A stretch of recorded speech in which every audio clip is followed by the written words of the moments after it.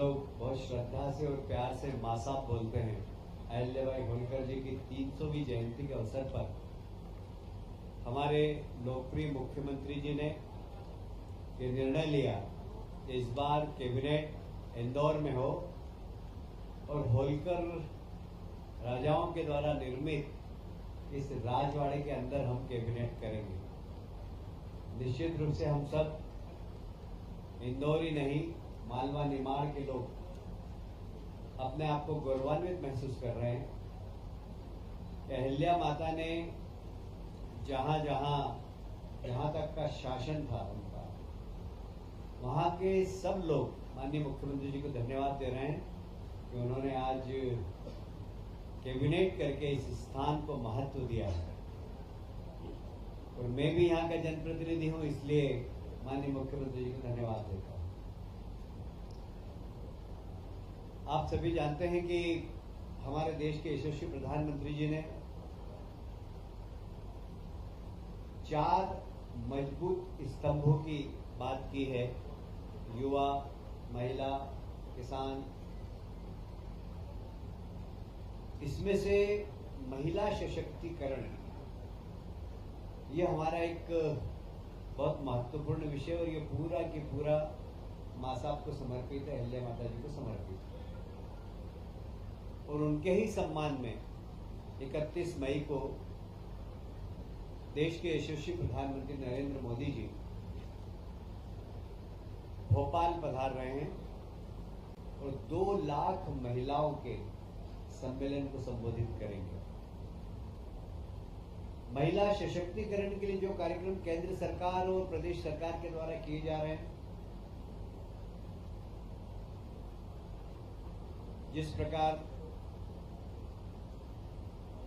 महिला कामगारों के लिए औद्योगिक क्षेत्र में उनके आवास की व्यवस्था केंद्र सरकार और राज्य सरकार के सहयोग से सभी औद्योगिक क्षेत्रों में महिला कर्मचारियों के लिए आवास बनाने का निर्णय आज कैबिनेट ने भी लिया है। और माननीय प्रधानमंत्री जी इस विषय में विशेष रुचि ले रहे हैं, इसलिए केंद्र सरकार से भी हमें सहयोग प्राप्त हो रहा है। वहीं माननीय प्रधानमंत्री जी भोपाल और इंदौर की, भोपाल से ही मेट्रो ट्रेन का भी लोकार्पण करेंगे,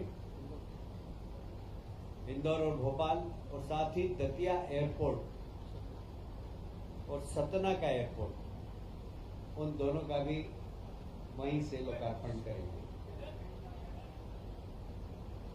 माता जी के जो 300 जयंती पर 20 मई से 31 मई तक काफी कार्यक्रम है। कल पता नहीं आप लोगों ने नाटक देखा कि नहीं देखा, अद्भुत नाटक था। मतलब प्रहलाद भाई और हम जरा कठोर माने जाते हैं, हमारी आंख में आंसू बहुत कम आते हैं, हमारे कारण बहुत सारे लोगों को आ जाते हैं, पर कल वहां हमें भी आंसू पोंछना पड़ा। इतना जबरदस्त नाटक था। माननीय मुख्यमंत्री जी ने वहीं पर निर्णय लिया कि प्रदेश के जहां जहां जो शहर मांगेगा वहां पर ये नाटक हम कराएंगे, और उसके प्रोग्राम भी बन गए हैं। कालिदास संस्कृति अकादमी उज्जैन में भी होगा, महिदपुर में देवी अहिल्या केंद्रित महिला कवि सम्मेलन होगा, ग्वालियर, भोपाल, बैतूल में यही महानाट्य प्रस्तुत किया जाएगा, इंदौर में एकल कविता पाठ व सांस्कृतिक गतिविधियां लगातार चलेगी, देवी अहिल्या केंद्रित महानाट्य शिव योगिनी अहिल्या ये भी अब एक बार फिर से लता मंगेशकर ऑडिटोरियम में होगा, राजबाड़ा परिसर में माता जी के लिए एक समर्पित महिला सशक्तिकरण के लिए भी कार्यक्रम होगा। राहवीर योजना जब कभी भी एक्सीडेंट हो जाता तो साधारणतः लोग देख के और आगे बढ़ जाते हैं। हमारे देश के प्रधानमंत्री को भी इसकी चिंता थी और हमारे प्रदेश के यशस्वी मुख्यमंत्री जी ने भी इस पर चिंता प्रकट की। मुझे कहते हुए गर्व है कि अब कहीं पर भी एक्सीडेंट होगा, जो भी राहगीर रोक कर उस घायल व्यक्ति को अस्पताल तक पहुंचाएगा या उसको प्राथमिक स्वास्थ्य केंद्र तक पहुंचाएगा, उसको 25,000 रुपये सरकार की ओर से मिलेगा। उसको तत्काल 108 एम्बुलेंस पर फोन भी करना होगा। और ये राहगीर योजना निश्चित रूप से बहुत सारे लोगों की जान बचाने में बहुत महत्वपूर्ण भूमिका अदा करेगी। और जब जिस व्यक्ति को पुरस्कार मिलेगा उसको पुलिस परेशान भी नहीं करेगी। एक निर्देश शासन की ओर से है कि जो भी व्यक्ति घायल व्यक्ति को उपचार के लिए या उसकी जान बचाने के लिए सहयोगी बनकर सामने आए, पुलिस उसके सहयोगी बने, उससे प्रश्नवाचक चिन्ह नहीं करे।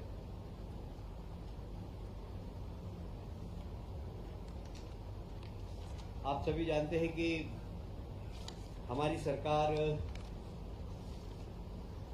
किसानों को उनकी आय दुगनी हो, और इसलिए आपने देखा होगा कि एमएसपी हम लगातार बढ़ा रहे हैं।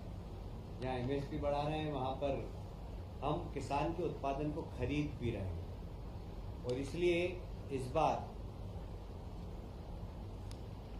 हमारी सरकार ने एमएसपी तो 2400 और 2500 रुपये निर्धारित की गई थी। हमारी सरकार ने 75 रुपये प्रति क्विंटल बोनस देकर 2600 रुपये प्रति क्विंटल में खरीदा। और इस बार रिकॉर्ड खरीदी हुई है, जो पिछले वर्ष की तुलना में लगभग 30 मीट्रिक टन अधिक, लगभग 62% अधिक है। 30 लाख मीट्रिक टन अधिक है, जो 62% पिछले बार की तुलना में अधिक है। मुझे ये कहते हुए बहुत प्रसन्नता है कि लगभग 20,000 से 20,000 करोड़ रुपया किसानों को बांटा गया, उनका पूरा उत्पादन खरीदा गया। 9 लाख किसानों से टोटल खरीदा गया है। और माननीय मुख्यमंत्री जी ने, विभाग के अधिकारी और माननीय मंत्री जी को भी धन्यवाद दिया है, और पूरे मंत्रिमंडल ने मुख्यमंत्री जी को इस अच्छे कार्य के लिए बधाई भी दी है।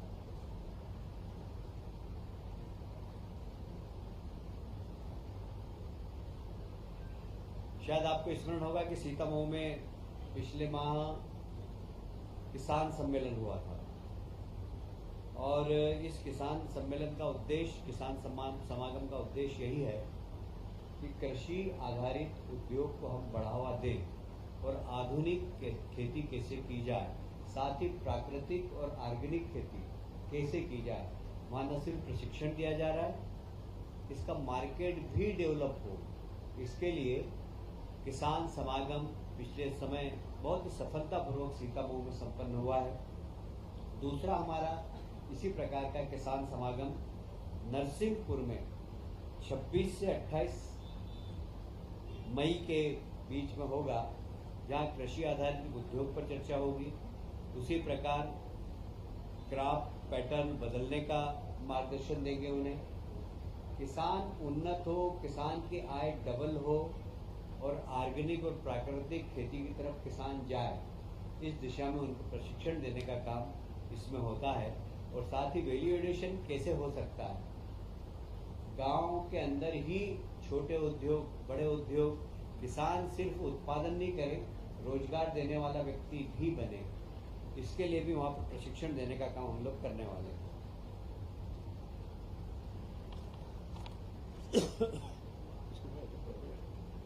बहुत तेज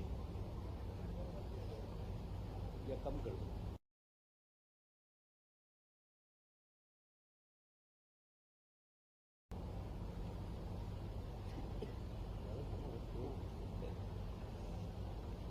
मित्रों, आप सभी जानते हैं कि शहरों का विकास बहुत तेजी से हो रहा है और कई बार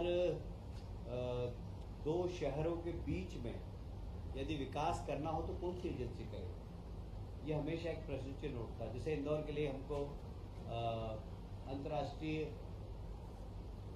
एक एयरपोर्ट चाहिए। अब उस एयरपोर्ट को नगर निगम बनाए, कौन जमीन उसकी सिलेक्ट करे, इसके लिए बहुत ज़रूरी था कि एक ऐसी संस्था हो जो कि इस बारे में विचार करे, 2-3 शहरों के बारे में कैसे एक समेकित डेवलपमेंट और 2-3 शहर क्लब होकर विकास के बारे में सोचे। इसके लिए महानगर काउंसिल का एक, जब संविधान का 74वां संशोधन हुआ था उस वक्त संविधान में ये गाइडलाइन थी कि शहरों को एक महानगर परिषद बनाना चाहिए। तो हमने भी आज की कैबिनेट में महत्वपूर्ण निर्णय लिया है, जिसमें इंदौर, भोपाल, उज्जैन, जबलपुर, ग्वालियर मेट्रोपॉलिटन विकास प्राधिकरण बने। अब अभी एक हमने नियम का एक ढांचा बनाया है, उसके बाद इसमें कैसे हमें जनप्रतिनिधि को जोड़ना, जनप्रतिनिधियों के लिए काम, जनप्रतिनिधियों के मार्गदर्शन में काम करना। यह जब प्राधिकरण बना है तो इसका काम सिर्फ 2 संस्थाओं के बीच में गैप फिलिंग का है। इससे नगर निगम का काम प्रभावित नहीं होगा, प्राधिकरण का काम प्रभावित नहीं होगा, वो अपने क्षेत्र में काम करते रहेंगे। बाकी हम एक सहयोगी संस्था बनकर काम करेंगे और इसके चूंकि मुख्यमंत्री इसके चेयरमैन होंगे और इसलिए ये प्राधिकरण शहरों को व्यवस्थित विकास, जो जैसे अब इंदौर के आसपास हम बात करते हैं, इंदौर, उज्जैन, धार, कुछ हिस्सा देवास का, कुछ हिस्सा हम धार का, इसे सबको मिलाकर एक मेट्रोपॉलिटन काउंसिल बना रहे हैं और उसके पूरे समुचित विकास का, ट्रांसपोर्टेशन कैसा हुआ, 25 साल बाद वहाँ आवागमन कैसा होगा, कितने व्हीकल होंगे, तो हमें उस हिसाब से अभी से सड़कों का प्लान है।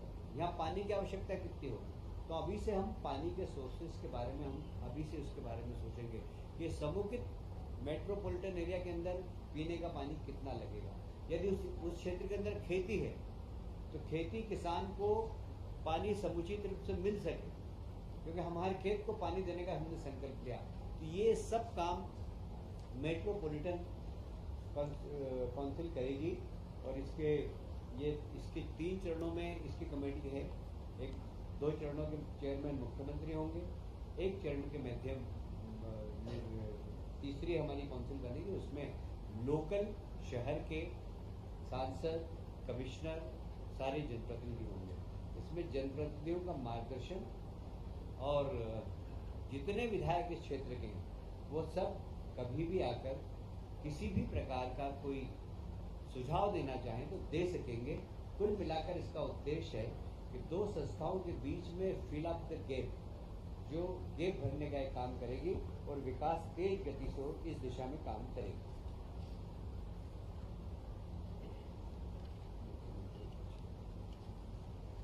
मित्रों, स्वच्छ भारत मिशन देश के प्रधानमंत्री जी ने चालू किया है और उसमें नगर निगम, नगर पालिकाओं को काफ़ी धनराशि भी आवंटित की गई।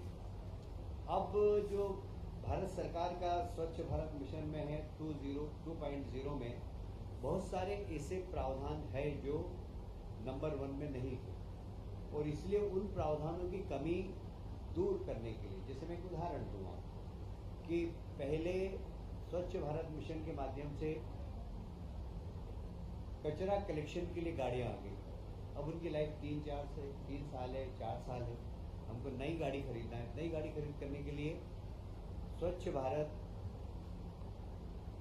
2.0 में वो प्रावधान अब नहीं है और इसलिए हम अब मुख्यमंत्री शहरी स्वच्छता कार्यक्रम हम वापस चालू कर रहे हैं। पहले ये हालांकि 2012 में चालू किया था, पर इसको बाद में जब स्वच्छ भारत मिशन आया तो यह शून्य हो गया था, क्योंकि वो बहुत बड़ी राशि भारत शासन से आ रही थी। पर अब आवश्यकता है इस बात की। जैसे अब ड्रेनेज के अंदर मेन होल में व्यक्ति नहीं घुसे, उसके लिए मशीन खरीदना है, तो नगर निगम के पास पैसा नहीं है, और स्वच्छ भारत मिशन जो भारत सरकार का उसमें प्रावधान अब नहीं है सेकंड पार्ट में।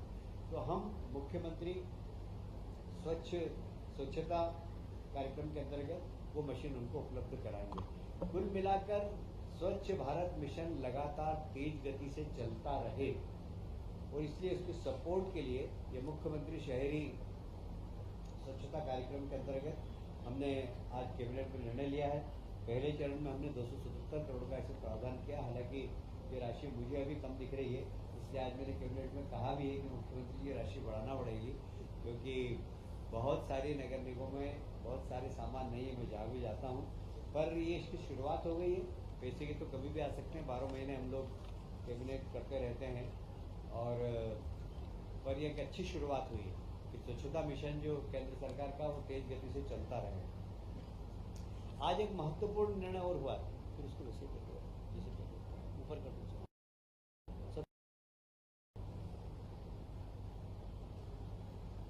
लोक माता देवी अहिल्या माता जी को समर्पित, क्योंकि आप सब जानते हैं लोक माता अहिल्याबाई ने उस समय रोजगार देने के लिए बुनकरों को महेश्वर में साड़ी बनाने का प्रशिक्षण दिया था, और आज भी महेश्वर की साड़ी विश्व विख्यात है। उनको ही समर्पित एक स्किल डेवलपमेंट का कार्यक्रम हमने फिर से प्रारंभ किया है। इस कार्यक्रम के अंतर्गत जरूरतमंद व्यक्ति को बैंक ब्याज से 1000 रुपये प्रति वर्ष की छूट दी जाएगी। साथ ही तो उसको ब्याज की छूट भी देंगे। योजना में 100 करोड़ का प्रावधान है। इसमें युवा, महिलाएं सभी सम्मिलित हो सकते हैं, और इस स्किल डेवलपमेंट के माध्यम से जब व्यक्ति रोजगार मूलक प्रशिक्षण प्राप्त करेगा तो कुछ रोजगार देने वाला भी बन सकता है। जैसे प्रधानमंत्री हमेशा कहते हैं कि रोजगार मांगो मत, रोजगार दो। यह योजना महिला हो या पुरुष, उनको रोजगार देने वाला बनाएगी। ये एक बहुत अच्छी योजना आज माननीय मुख्यमंत्री जी के नेतृत्व में कैबिनेट ने पारित की है, जिसमें हमारे बेरोजगार युवाओं को, विशेषकर महिलाओं को बहुत इसका लाभ होगा। आप सभी जानते हैं कि आदि शंकराचार्य जी ने पूरे देश में भ्रमण किया था, और एक सनातन धर्म के लिए एकात्मता के लिए, हिंदू धर्म की एकात्मता के लिए उन्होंने बहुत काम किया, और विशेषकर ऐसी मान्यता है कि ओंकारेश्वर में उन्होंने साधना की थी, और वहीं पर उनको मतलब ईश्वर के दर्शन भी हुए थे, दर्शन प्राप्त किए थे उन्होंने। इसीलिए हमारी सरकार ने वहाँ पर आदि शंकराचार्य जी की एक बहुत बड़ी 108 फुट प्रतिमा का तो उद्घाटन कर ही दिया है, पर अभी उसके आसपास बहुत सारे काम हमें करना है। जैसे उनके जीवन से संबंधित, उनके साहित्य से संबंधित, और सनातन परंपरा के अनुसार किस प्रकार हमारी पुरातन परंपराएं थी, उस सब के विकास के लिए आज 2100 करोड़ रुपए का एक प्रावधान किया है, जिसमें वहाँ लोग प्रशिक्षण ले सकेंगे, वहाँ लोग रहकर अध्ययन कर सकेंगे, लाइब्रेरी होगी, वहाँ रिसर्च मतलब लोग शोध कर सकेंगे, और एक ऐसा केंद्र बन रहा है वो, जो कि एक टूरिज्म के लिए भी बहुत अच्छा होगा। विशेषकर जो भारत की सनातन परंपरा को अगर जानना चाहता होगा तो दुनिया भर के लोग आकर वहाँ पर रह सकेंगे। तो उन सब के लिए छोटे हॉल, बड़े हॉल, मीटिंग हॉल, रहने की व्यवस्था, लगभग 1000 लोग वहाँ रह सकें, उस प्रकार की हॉस्टल भी बन रही है। वहाँ अलग अलग प्रकार की कुछ 5 स्टार टाइप कमरे बनेंगे, कुछ सामान्य कमरे बनेंगे। एक बड़ा संस्कृति केंद्र सनातन धर्म का वहाँ पर बनने जा रहा है। इसके लिए 2100 करोड़ रुपए आज कैबिनेट ने मंजूर किए हैं, और ये पर्यटन के क्षेत्र में बड़ी क्रांति लाए। जैसे कि उज्जैन में हमने महाकाल लोक बनाया, और उसके बाद वहाँ पर दर्शकों की संख्या लगभग 30 से 40 गुना बढ़ी है। और वहाँ की अर्थव्यवस्था का चक्र 10 गुना बढ़ा। मतलब इकोनॉमी पूरी, उज्जैन के पर कैपिटा इनकम बढ़ गई। ये भी निमाड़ के क्षेत्र में जब पूरा बन जाएगा, वहाँ पर 3D सिस्टम के माध्यम से आदि शंकराचार्य ने पूरे देश में घूमकर किस प्रकार, ऐसा लगेगा उनको कि हम आदि शंकराचार्य के युग में आ गए। इस प्रकार का एक संग्रहालय बनेगा वहाँ पर। लोग उसको निश्चित रूप से देखेंगे ही, जो जाएगा वो एक बार नहीं बार बार देखेगा, और सारे देश का वो आकर्षण का केंद्र बने, एक अच्छा पर्यटक स्थल बने। इस दिशा में हम काम कर रहे हैं। ये एक बहुत महत्वपूर्ण निर्णय आज कैबिनेट में हुआ है।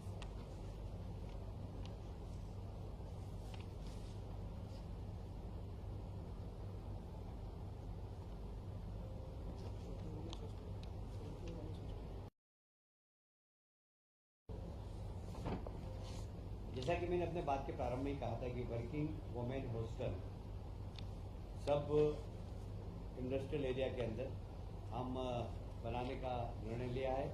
अभी प्रथम चरण में हमने उद्योगपुरी जिला के अंदर लगभग 66 करोड़ का निर्णय लिया है, पीथमपुर में 76 करोड़ का, मालनपुर में 29 करोड़ का और औद्योगिक पार्क मंडीदीप में 77 करोड़ का। ये अभी हम हमारे बजट में से कर रहे हैं। पर आज माननीय मंत्रियों ने भी सुझाव दिया और मुख्यमंत्री जी ने भी उसको माना कि ऐसा होना चाहिए कि हमें जो इंडस्ट्रियलिस्ट हैं उनसे भी बात करना चाहिए कि CSR में वे वर्किंग वुमेन हॉस्टल का निर्माण करें, और PPP मोड पर भी हम कर सकते हैं। इस सब दिशा में हम लोग काम करेंगे। खास करके औद्योगिक क्षेत्र में महिलाएं सुरक्षित रह सके, इसके लिए यह योजना प्रारंभ की है। एक और आज इंदौर को तोहफा दिया है माननीय मुख्यमंत्री जी ने। आप सभी जानते हैं होलकर नरेश यशवंत राव जी ने एमवाय हॉस्पिटल बनाया था, और उसके बाद अभी तक उसमें बहुत बड़ा काम नहीं हुआ, छोटे मोटे जरूर एक्सपांशन हुआ है, पर इस बार वहाँ पर बहुत बड़ा काम होने वाला है। लगभग 773 करोड़ रुपया आज स्वीकृति दी। यह वर्तमान जो व्यवस्था है उससे लगभग डबल व्यवस्था हो जाएगी, और सब आधुनिकतम सुविधाएं उस हॉस्पिटल के अंदर होगी। हम कोशिश करेंगे कि यह हॉस्पिटल ऐसा बने जहाँ पे हार्ट का ऑपरेशन हो, जहाँ लीवर ट्रांसप्लांट का काम हो, इससे बड़े बड़े काम जिसके लिए लोग दिल्ली बॉम्बे जाते हैं, वो इस हॉस्पिटल में सारी सुविधा उपलब्ध करा। इसी प्रकार रीवा में भी लगभग 321 करोड़, जो अभियान जिला अस्पताल है उसके विकास के लिए 321 करोड़ रुपए आज स्वीकृत किए हैं। और यह एक इंदौर ही नहीं, इंदौर मालवा ही नहीं, निमाड़ ही नहीं, पूरे सेंट्रल इंडिया के लिए जो गरीब हैं, जो मध्यम वर्गीय हैं, उनके लिए एक बहुत बड़ा तोहफा होगा, क्योंकि मेडिकल सर्विसेज आजकल बहुत महंगी होगी।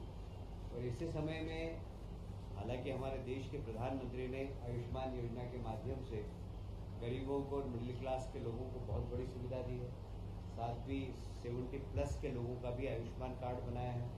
वह कोई भी व्यक्ति हो, उसके किसी भी परिवार का हो, उन सब का बनाने का काम किया। एक बहुत बड़ी उपलब्धि है माननीय प्रधानमंत्री जी की। पर फिर भी मिडिल क्लास के व्यक्ति के लिए मुश्किल हो जाता है जब गंभीर बीमारी से पीड़ित हो जाता है। तो यहाँ पर हम इस हॉस्पिटल के अंदर जब 773 करोड़ रुपया खर्च कर रहे हैं, तो आधुनिकतम सारी चिकित्सा सुविधा यहाँ पर हो, इसके लिए हम लोग प्रयास करेंगे। आज की कैबिनेट में यही निर्णय हुए थे। अभी लंच के बाद विकसित मध्य प्रदेश 2047 का एक रोड मैप के बारे में अभी हम लोग सब एक साथ बैठने वाले हैं। उस पर चिंतन मनन होगा, उस पर चर्चा होगी और उसको एक अमली जामा पहनाएंगे।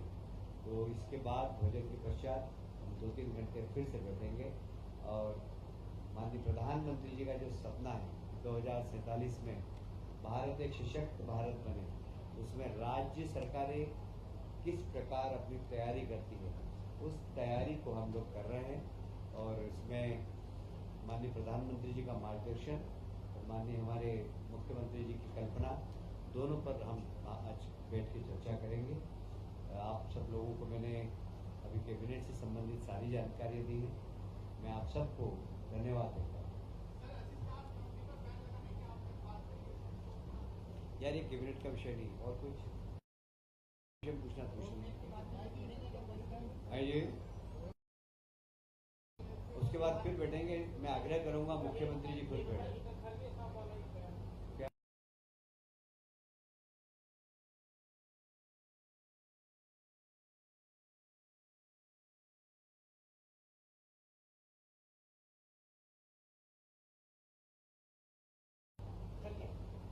देखिए खड़गे जी जो बयान देते हैं, अब मैं बहुत वरिष्ठ है, उनके बारे में कुछ टिप्पणी करूँ तो अच्छा नहीं, पर हमेशा एक बात का ध्यान रखना चाहिए, कोई सा भी राजनीतिक दल कि नेशन फर्स्ट।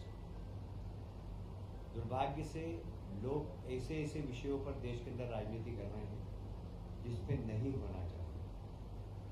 मुझे याद आता है अटल बिहारी वाजपेयी को, कल शरद पवार जी ने भी अपने भाषण में कहा कि जब